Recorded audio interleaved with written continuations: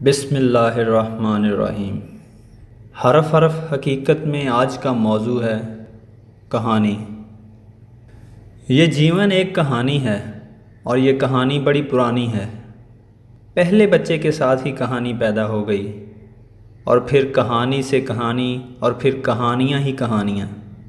ایک جال ہے کہ بچھا ہوا ہے، کچھ پوری کہانیاں ہیں اور کچھ ادھوری۔ کسی کا آغاز نہیں، کسی کا انجام نہیں۔ کہانی سنانے والا کوئی نہ ہو تو بھی کہانی خود کو سناتی رہتی ہے، سامع نہ بھی ہو تو بھی کہانی جاری رہتی ہے۔ وجود آدم علیہ السلام سے پہلے بھی کہانی تھی اور تخلیق آدم علیہ السلام کے بعد تو کہانی کا باقاعدہ آغاز ہو گیا تھا۔ فردوس بریں کا قصہ، طاغوت، ابلیس اور پھر لغزش آدم، دانہ گندم، پھر سفر سوئے زمین، فردوس گم گشتہ اور پھر قیام و قرار فی الارض، ایک مکمل کہانی۔ اس کے بعد عروج آدم خاکی، سب کہانی ہے۔ چھن جانے کے بعد جس مقام کی دوبارہ تلاش شروع ہو جائے وہی مقام انسان کا بہشت ہے۔ انسانوں کی اقسام کی طرح کہانیوں کی بھی بہت سی اقسام ہیں، شاید ہر آدمی کے لیے الگ قسم ہے۔ رونے والوں کے لیے المیہ، ہنسنے والوں کے لیے تربیہ، سیاحت کا شوق رکھنے والوں کے لیے سفر نامے، سیاحت نامے، بہادروں کے لیے رزمیہ، صاحبان فکر کے لیے تمثیل نگاری اور علامتی کہانیاں، اور کچھ ملامتی کہانیاں۔ مختصر کہانی، طویل کہانی، بامقصد کہانی، بے معنی کہانی، مذہبی کہانی، اخلاقی کہانی، جنسی کہانی، روحانی کہانی، غرض یہ کہ فانی اور لافانی کہانی، بھول جانے والی کہانی، نہ بھولنے والی کہانی، بس کہانی ہی کہانی ہے۔ کسی علاقے میں جاؤ وہاں کی علاقائی کہانی، کہیں بھی نہ جاؤ تو تصوراتی اور تخیلاتی کہانی۔ انسان میں جب تک کہانی سننے کا شوق ہے کہانی رہے گی۔ ہم ایک دوسرے کو کہانیاں سناتے رہتے ہیں، اپنی اپنی داستاں۔ اگر یہ ممکن نہ ہو تو پھر وہی ایک دفعہ کا ذکر۔ کہانی سننے کا شوق بچپن سے ہی پیدا ہوتا ہے یا کر دیا جاتا ہے۔ تمام لائبریریاں کہانیوں سے بھری پڑی ہیں۔ سائنس کے ارتقاء کے ساتھ سائنسی کہانیاں شروع ہو گئیں۔ انسان کہانیوں سے بچ نہیں سکتا۔ انسانی کہانیاں نہ ملیں تو جانوروں کی کہانیاں موجود ہیں، دانائی اور حکمت کے خزانوں کے ساتھ۔ مثلاً پیاسا کوا، لالچی کتا، اتفاق کی برکت، بے وفا دوست، اور ریچھ اور نادان اور دانا بکریوں کی کہانی، جو کچھ اس طرح سے ہے۔ کہتے ہیں ایک پہاڑی نالے پر ایک نہایت ہی تنگ پل تھا، مشکل سے پاؤں رکھا جا سکتا تھا۔ ایک دفعہ دو نادان بکریاں آمنے سامنے سے پل کے درمیان تک آ گئیں۔ جگہ تنگ تھی، دونوں نہیں گزر سکتی تھیں۔ واپس جانا بھی مشکل تھا۔ ایک دوسرے کو کوسنے لگیں کہ تم نے میرا راستہ روکا ہے۔ جھگڑا شروع کر دیا، باتوں باتوں میں سینگوں کا استعمال شروع کر دیا اور پھر دونوں دھڑام سے نیچے گر گئیں۔ کچھ دیر کے بعد دو دانا بکریاں آمنے سامنے سے پھر درمیان میں آ گئیں۔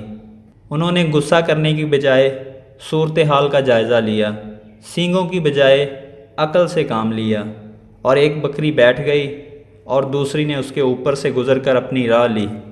دونوں بچ گئیں۔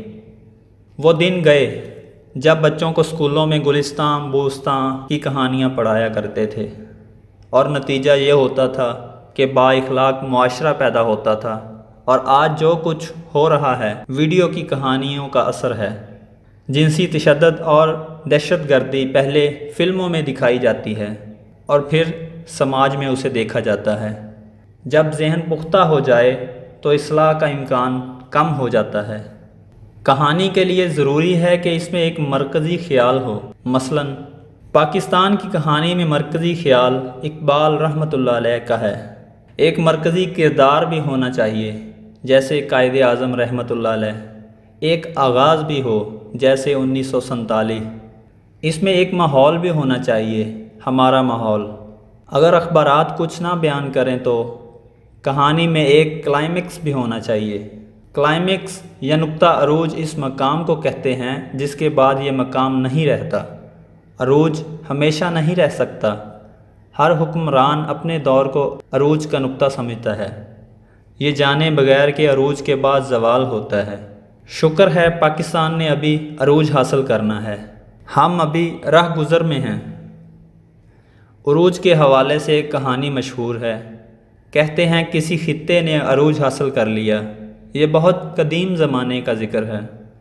مالک نے دیکھا کہ بندہ فطرت میں مداخلت کر رہا ہے۔ جبرائیل علیہ السلام کو حکم دیا کہ بستی کو اڑا دیا جائے۔ اسرائیل سے نہیں، جبرائیل علیہ السلام سے کہا گیا۔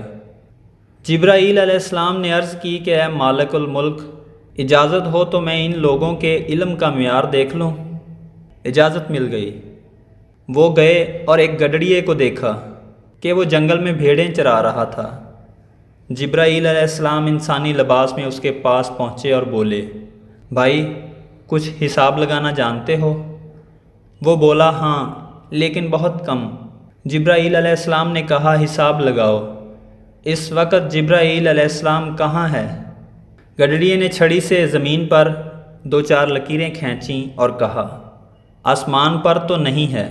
جبرائیل نے کہا مزید حساب لگاؤ۔ اس نے حساب لگایا اور بولا زمین پر بھی نہیں ہے۔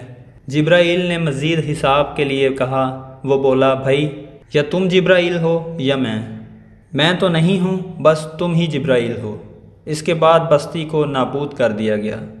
مولانا روم رحمۃ اللہ علیہ نے کہانیوں کے روپ میں معرفت کے مسائل حل کیے۔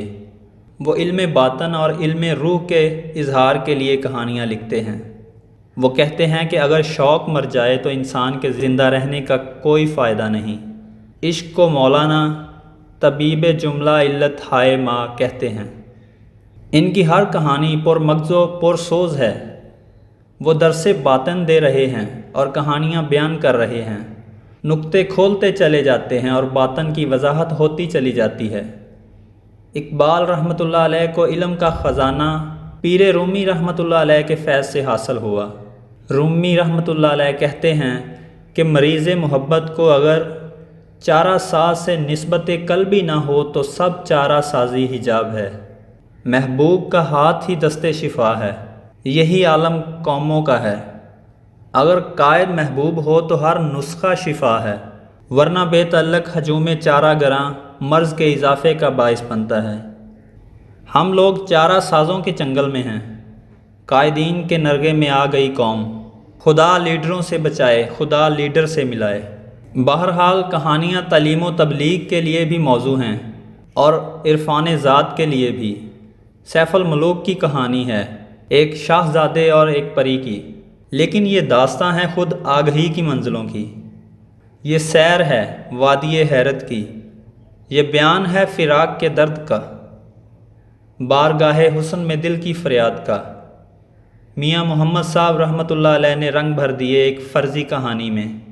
اس میں قدردانوں اور قدر شناسوں کے احسانات کا ذکر ہے، محسنوں کا فیض ہے اور شکر کا اظہار کے میں گلیاں دا کوڑا روڑا محل چڑھایا سائیاں، یعنی سخی نے ہمیں کیا سے کیا کر دیا، گلیوں سے نکال کر محلوں میں بٹھا دیا۔ وہ اگر چاہے تو قطرہ بھی سمندر ہو جائے۔ بڑے عرفان کی داستان ہے، بڑے درجے کا بیان ہے، کہانی ہے لیکن معرفت کی داستان۔ کہانی کے روپ میں اصل کہانی ختم ہو جاتی ہے۔ ہم داستانیں سنتے سناتے کہیں خود بھی کسی داستان کا حصہ نہ بن جائیں۔ ہمیں ہر لمحہ بیدار رہنا چاہیے۔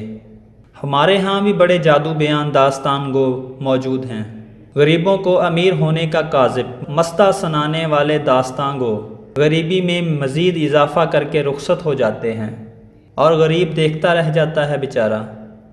آسمانوں کے تذکرے سنتے سنتے انسان بھول جاتا ہے کہ اس کے پاؤں زمین پر ہیں۔ داتا گنج بخش رحمۃ اللہ علیہ نے بھی بہت سی کہانیاں لکھی ہیں، ان کے اپنے انداز ہیں۔ وہ توحید، رسالت اور عرفان کے بارے میں وضاحتیں دینے کے لیے کہانیاں پیش کرتے ہیں۔ مثلاً ایک دفعہ انہوں نے اپنے شیخ سے پوچھا، جناب توحید کیا ہے؟ شیخ نے کہا پھر کبھی بتاؤں گا۔ کچھ ہی دنوں بعد سفر حج کا آغاز ہوا۔ دوران سفر ایک دن نماز ظہر سے فارغ ہو کر یہ لوگ بیٹھے ہی تھے کہ مغرب سے ایک سوار آیا۔ داتا صاحب رحمۃ اللہ علیہ کے شیخ نے تعظیم کی، استقبال کیا۔ آنے والے نے کان میں کچھ کہا لیکن شیخ نے معذرت ظاہر کی۔ سوار واپس چلا گیا۔ داتا صاحب رحمۃ اللہ علیہ نے پوچھا، سرکار یہ کون تھے؟ آپ نے کہا یہ تیرے سوال کا جواب تھا کہ توحید کیا ہوتی ہے۔ داتا صاحب رحمۃ اللہ نے وضاحت کی، التجا کی۔ شیخ نے کہا یہ خضر علیہ السلام تھے، کہتے تھے کہ اگر مناسب سمجھو تو میں تمہارے ساتھ حج کے سفر کے لیے ہمراہی اختیار کروں۔ میں نے کہا نہیں، کہ کہیں ایسا نہ ہو کہ میں حج کے خیال سے غافل ہو کر تمہارے خیال میں مصروف ہو جاؤں۔ بس توحید یہی ہے کہ وحدت مقصد قائم رہے، ایک مقصد سے دوسرا مقصد نہ نکالنا چاہیے، خواہ دونوں مقاصد ہی نیکی کے ہوں۔ نیکی اور ہے، توحید اور۔ ایک اور کہانی بھی آپ نے لکھی۔ ایک سفر میں داتا صاحب رحمۃ اللہ علیہ اپنے چند ساتھیوں سمیت سفر پر روانہ تھے۔ حج ہی کا سفر تھا۔ ایک آدمی کو قافلے کا امیر بنا دیا گیا تھا۔ راستے میں قزاقوں نے سب قافلے کو روک لیا اور اپنے سردار کے روبرو پیش کر دیا۔ سردار نے کہا جو کچھ ہے حاضر کر دو۔ سب نے سب کچھ حاضر کر دیا۔ سردار نے پھر کہا ان سب کی تلاشی لو۔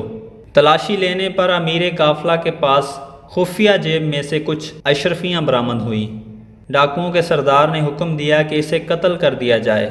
داتا صاحب رحمۃ اللہ علیہ نے مداخلت کی اور کہا یہ نہیں ہو سکتا، وہ ہمارے امیر قافلہ ہیں، ہم یہ برداشت نہیں کریں گے۔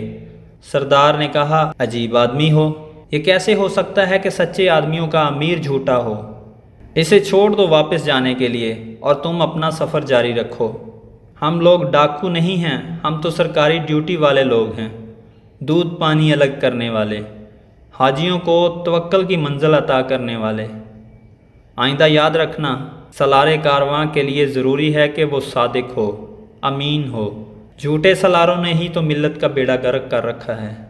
جہاں کہانیوں نے باطن روشن کیے ہیں وہاں کہانیوں نے ہی فسادات پھیلائے۔ ملت اسلامیہ کو ٹکڑے ٹکڑے کرنے میں کہانیوں کا حصہ ہے۔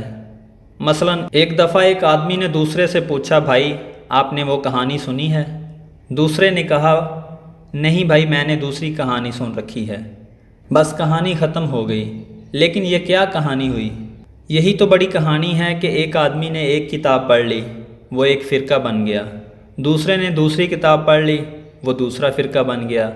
جس نے جو کتاب پڑھ لی وہ الگ فرقہ بنتا چلا گیا۔ کہانیاں جاری ہیں اور فرقے بننے کا کام بھی جاری ہے۔ ابھی کل ہی کی بات ہے، ہم ایک خدا، ایک رسول صلی اللہ علیہ وآلہ وسلم اور ایک کلمے سے آغاز کر رہے تھے اسلام کا۔ اب تھوڑے ہی عرصے کے بعد بن گئے 70 فرقے۔ کس نے بنائے؟ کون ہے ہم میں سے جو امام حسین علیہ السلام کے قافلے میں موجود تھا، اور کون ہے جو یزید کے ساتھ موجود تھا؟ ہم سب ناموجود تھے، اور کہانیاں جنم لے رہی تھیں، قلم چل رہے تھے اور صداقت قلم ہو رہی تھی۔ فرقہ پرستوں کی کہانی درمیان سے شروع ہوئی اور اسے درمیان میں ہی ختم کر دینا چاہیے۔ یہ بہت کافی ہے کہ ہم کلمہ توحید کی مرکزیت پر یقین رکھتے ہوئے ملت واحدہ ہو جائیں۔